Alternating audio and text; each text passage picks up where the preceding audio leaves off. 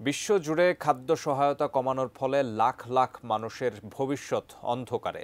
মার্কিন ও ব্রিটিশ সরকারের সিদ্ধান্তের পর খাদ্য সংকটের তীব্রতা বাড়ছে এবং সারা বিশ্বে অপুষ্টি ও মৃত্যুহার বৃদ্ধি পাওয়ার আশঙ্কা সৃষ্টি হচ্ছে। কিভাবে এই পরিবর্তনগুলো বৈশ্বিক মানবিক সংকটে আরও গভীর করে তুলছে, সে বিষয়ে বিস্তারিত জানাচ্ছেন ইশতিয়াক হোসেন।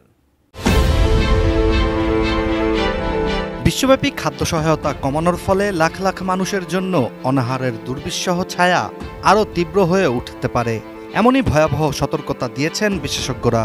যুক্তরাষ্ট্র ও যুক্তরাজ্য সহ বিভিন্ন দেশের খাদ্য সহায়তার প্রক্রিয়ায় গভীর সংকট সৃষ্টি হওয়ার সম্ভাবনা দেখা দিয়েছে। ইতোমধ্যে মার্কিন প্রেসিডেন্ট ডোনাল্ড ট্রাম্পের ঘোষণার পর ইউএসআইডির মাধ্যমে দেয়া ৮৩% তহবিল বিশ্বজুড়ে বন্ধ করে দেওয়া হয়েছে, যা বিশ্বের সবচেয়ে দুর্বল ও বিপদাপন্ন মানুষের জীবনে এক কালো অধ্যায়ের সূচনা।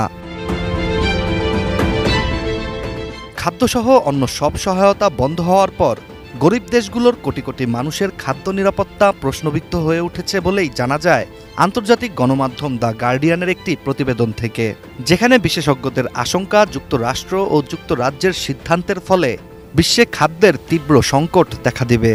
আর এই অভাব শুধু নিত্য প্রয়োজনীয় খাদ্যের অভাবই নয়, এই পদক্ষেপের জন্য জীবনযাত্রার সকল দিকেই অন্ধকার নেমে আসতে পারে।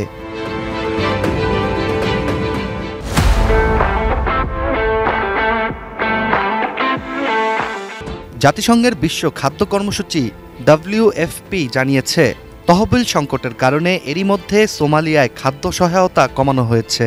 এদিকে অনেকদিন আগে থেকেই সংস্থাটি সতর্ক করে আসছিল যে আগামী এপ্রিল মাস থেকে সোমালিয়ায় প্রায় ৪৪ লাখ মানুষ অপুষ্টিতে ভুগতে পারেন।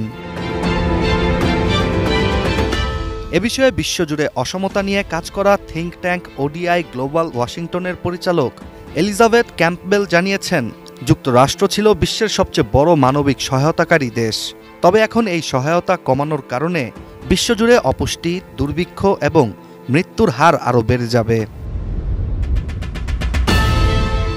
২০২৩ সালে জাতিসংঘের খাদ্য ও কৃষি সংস্থা FAOর সর্বশেষ রিপোর্ট অনুযায়ী বিশ্বের ২৮ কোটি মানুষ তীব্র খাদ্য নিরাপত্তাহীনতায় ভুগছিলেন।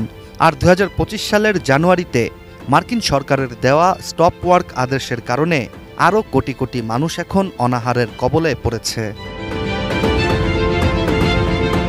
বিশ্বজুড়ে কর্মরত সহায়তা কর্মীরাও আশঙ্কা করছেন যে অর্থায়নের আকস্মিক ঘাটতি এবং মার্কিন সরকারের চাপের কারণে বিশ্বব্যাপী অনাহারের বিরুদ্ধে চলমান কর্মসূচিগুলো হয়তো এখন ভেস্তে চলে যাবে।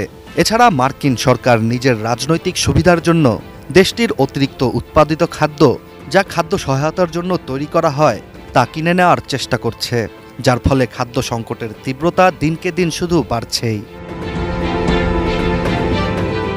যুক্তরাষ্ট্রের পর যুক্তরাজ্য ইউএসআইডিকে আনুমানিক $6 বিলিয়ন সহায়তা স্থগিত করেছে, যার জন্য AFAOর জরুরি সহায়তা বিভাগের পরিচালক রেইন পলসেন জানিয়েছেন, বর্তমানে খাদ্য সহায়তা শুধুমাত্র সবচেয়ে গুরুতর পরিস্থিতিতে থাকা মানুষের জন্য সীমিত পরিসরে সরবরাহ করা হচ্ছে। এছাড়া চলমান পরিস্থিতির উপর পর্যালোচনা করে একাধিক বিশেষজ্ঞ মনে করছেন যে মানুষ মরতে শুরু করেছে এবং অনাহারে মৃত্যুর এই ধারাবাহিকতা ভবিষ্যতে আরও বাড়বে। Ishtiaq Hossain, ATN news.